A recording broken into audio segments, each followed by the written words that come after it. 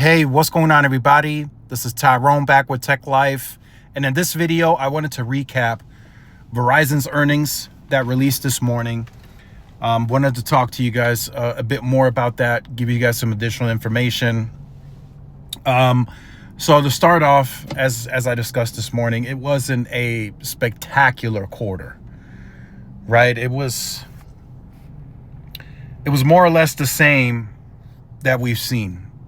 Losses on consumer, growth on the finances. I mean, we've seen this over and over and over again. So most of the growth on the free cash flow and the finances came from the tax reforms, right, that were signed with the big, beautiful bill. So Verizon is not taking that extra money. I think it's $1.9 billion, and they're not reinvesting that back into the network. AT&T, you guys just saw the article. AT&T is taking that money and they're investing in accelerating its fiber build.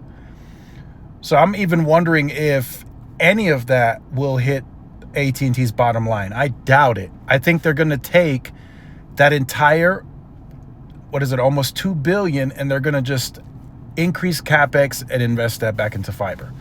And we'll hear from T-Mobile on that when they report earnings. I'd like to see T-Mobile increase the CapEx by at least another $1 billion with this tax reform, but we'll see. Maybe they tuck that away and do another spectrum purchase or N71, whatever the case, right? But Verizon made it very, very, very clear this morning they are not reinvesting the money that they're getting from the tax reform. It's hitting the bottom line, and that's why now the free cash flow is a little above $20 billion. So I wanted to point that out. Also, with the losses that Verizon posted, churn remained flat. So last quarter, Verizon reported a churn of 0.90. And for this quarter, again, it is 0.90. So it's flat.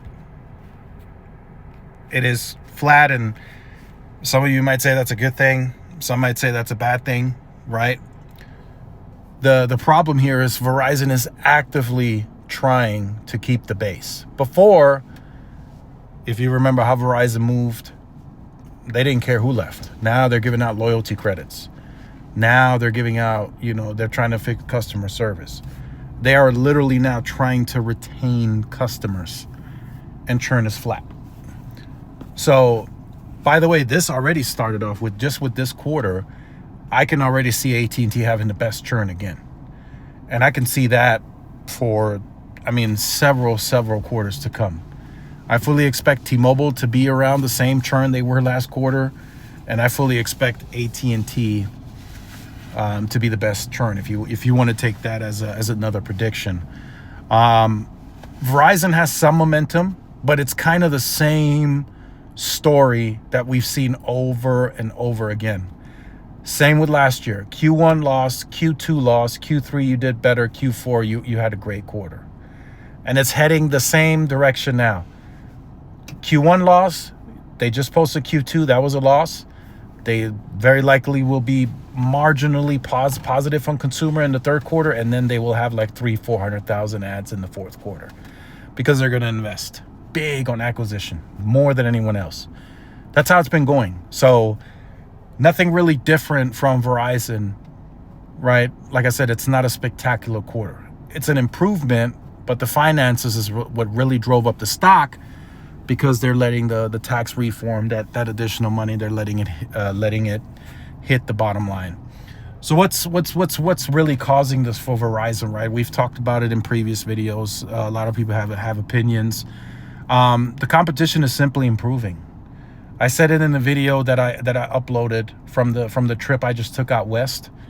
The competition is improving so significantly that the network performance and difference is marginal, right? So if you can get a better deal on a different provider that might be cheaper or whatnot, right? Maybe you're still in pockets where Verizon hasn't upgraded, where there is no C-band and the performance isn't up to par. 9 times out of 10, AT&T and T-Mobile likely are better in that specific area. That's where this is going, right? So when AT&T made the decision to go with one vendor, right, with Ericsson. And I don't know if that needs to be studied or something needs to be looked at, because I think this is the first time that's happening where there's like a full sweep of just one vendor. I think that was a big deal for AT&T, right? So if AT&T does not add another single site, I'm not saying that they won't add some, but if they don't, they're going to just simply improve the network by moving to Ericsson. That's what that boils down to. If they don't add another site, they're simply going to improve the network by moving to Ericsson.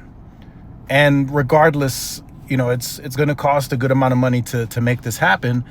But regardless, they were going to have to touch those Nokia sites again anyway, right? AT&T was going to have to swap radios. They were going to have to add newer equipment.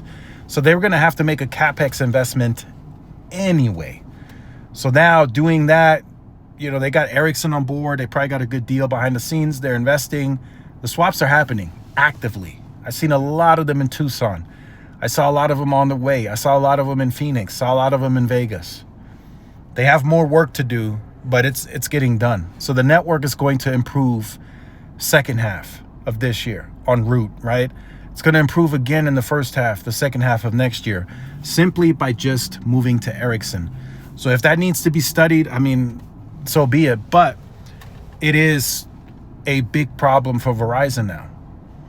I think that AT&T network that's going all Ericsson is going to be the best AT&T network we've ever experienced. And then AT&T will still, of course, at some sites, low RSRP, small cells, all that good stuff. That's still going to continue to happen.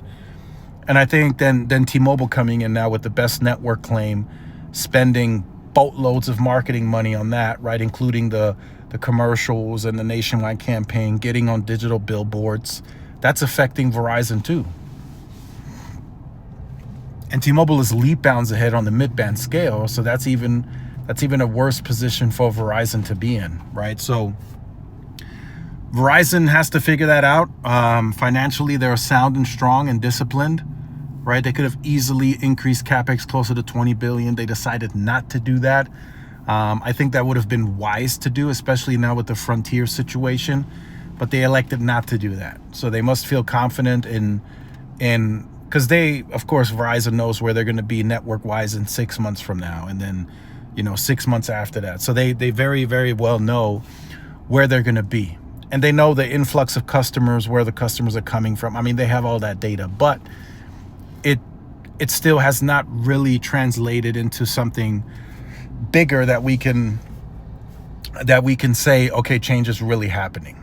Or where I can say, just analyzing, a big change is happening. And maybe the changes they've made take more time, right? Like Project 624, sending out a letter, improving customer service, all that. Maybe that takes time, but they need something to trigger that growth, right? Organically, just getting new accounts, joining Verizon at a higher rate than what they're losing. And they have not been able to accomplish that consistently. So Verizon in a tough spot. They're going to continue to scale the C-band. That's not stopping. They're going to add more sites. They're going to do co-locations. They're going to upgrade small cells, right? So none of that is stopping ever, right? They're going to continue investing that money every single year. But it's just something that we need to look at, right? We need to look at, okay, AT&T has gotten drastically better, where that may be affecting Verizon's growth. T-Mobile has drastically improved, even though they weren't like the best overall on the trip. They've done enough where I had no issues, where I was like, I'm going to go to this network. I was able to, on the way back on the trip, I was able to stream Netflix like 2 seasons, no problems, not one buffer on T-Mobile. And it mainly maintained on mid-band. So no issues there. And I think that's going to translate eventually to the average consumer. And I think that's why T-Mobile is boasting the best network. They are now more confident in their network than ever before. So I just wanted to talk about that. Again, Verizon, just to recap and close out the video, Verizon lost again for this quarter. They lost consumers again. They are trending down on FWA. That's something else that we need to look at. I don't know if that's for, cause for concern, or if we need to make a separate video on that, but it is trending down. below 300,000 now. So we'll continue to look at that when they report Q3 earnings. And then the money is up very strong because of tax reform hitting the bottom line, and they're not reinvesting that, right? We will see tomorrow. I think, is it tomorrow? Either tomorrow on the 23rd is when AT&T and T-Mobile report. And then we'll see. AT&T already gave us an article that they're going to reinvest that money back into fiber. So we'll see how that affected their bottom line. And then T-Mobile is still unclear what they're going to do. Are they going to raise CapEx? I mean, if T-Mobile is going to get $2 billion back from the tax reform, they don't have to increase CapEx a lot. Like, they don't have to put in the whole $2 billion. They can just do, I don't know, half a billion, like 500 million extra at the midpoint. And I think that would be fine. That would allow them to add more sites and do more for that year, for that single year. So will be interesting to see. Make sure you guys stay tuned, like, share, subscribe. See you in the next one. Peace.